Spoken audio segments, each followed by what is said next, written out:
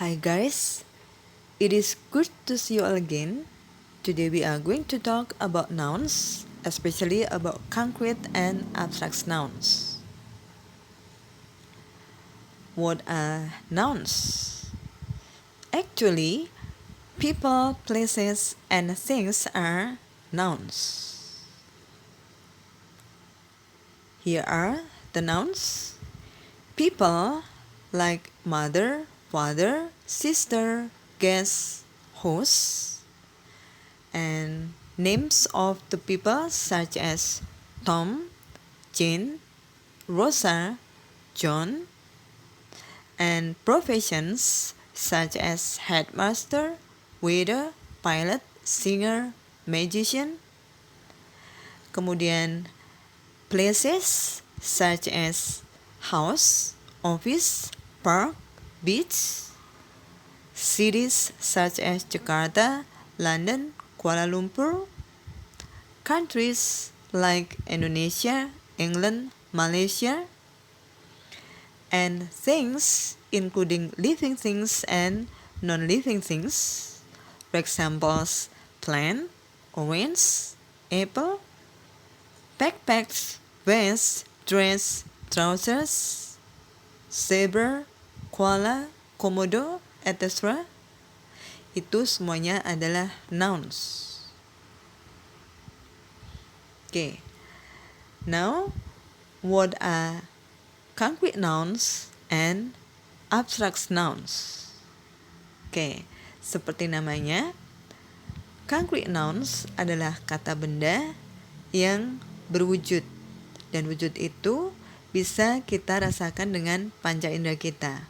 Bisa kita lihat, bisa kita sentuh, atau bisa kita dengarkan atau rasakan.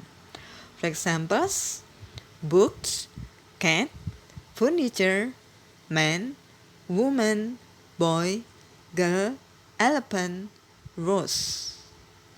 Kemudian abstract nouns itu adalah kebalikannya. Itu adalah kata benda yang tidak berwujud. For examples, kindness, happiness, love, freedom, sympathy, honesty, independence, idea, imagination. Kemudian apakah fungsi noun itu?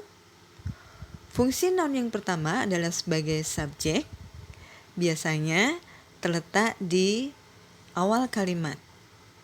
Okay, for examples, my mother is the best woman that I've ever known. Di sini, mother adalah noun sebagai subjek.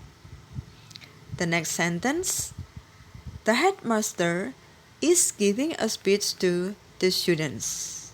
Di sini, headmaster adalah noun sebagai subjek. And the next example, Jakarta is a crowded city.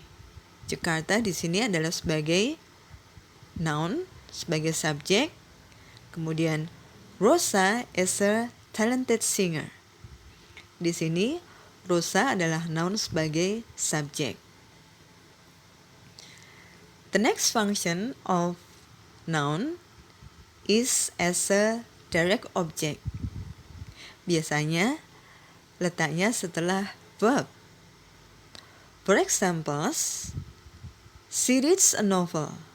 A novel di sini adalah sebagai objek langsung atau direct object setelah verb, yaitu reads. And he speaks English.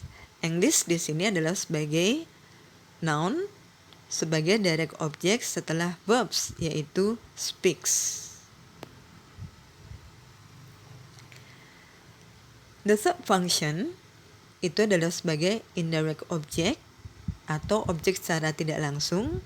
Itu biasanya ada direct object sebelumnya. For examples, he gives him money. Money di sini adalah sebagai indirect object setelah direct objectnya, yaitu him.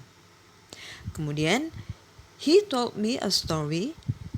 Story di sini adalah sebagai indirect object setelah direct objectnya, yaitu me. Kemudian, Fungsi yang keempat adalah sebagai complement. Biasanya letaknya itu setelah be. For examples, they are professors. Professors di sini adalah sebagai complement, noun sebagai complement setelah be, yaitu are. Kemudian, we are doctors. Doctors di sini adalah noun sebagai complement setelah be, yaitu are. Kemudian, she is an engineer. An engineer di sini adalah sebagai noun sebagai complement setelah be, yaitu is. Kemudian, fungsi yang kelima adalah sebagai object of prepositions. Biasanya itu setelah preposisi. For examples, he goes to Denmark. Denmark di sini adalah sebagai noun sebagai object of preposition setelah to. Kemudian, she works at home. Home di sini adalah noun sebagai object of preposition setelah at. Now, it is time to find some nouns in the following sentences.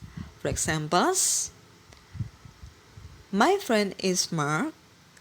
He works in a hospital in London. Mark likes plants and animals. He plants trees and flowers in his garden.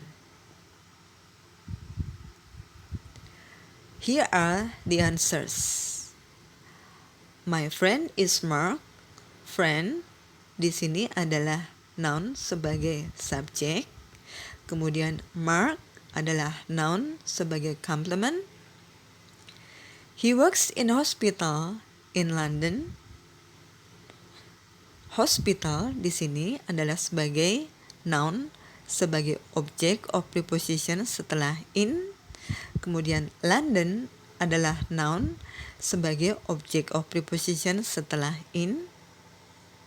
And the next sentence is, Mark likes plants and animals. Mark di sini adalah noun sebagai subjek. Kemudian plants adalah nouns sebagai direct object.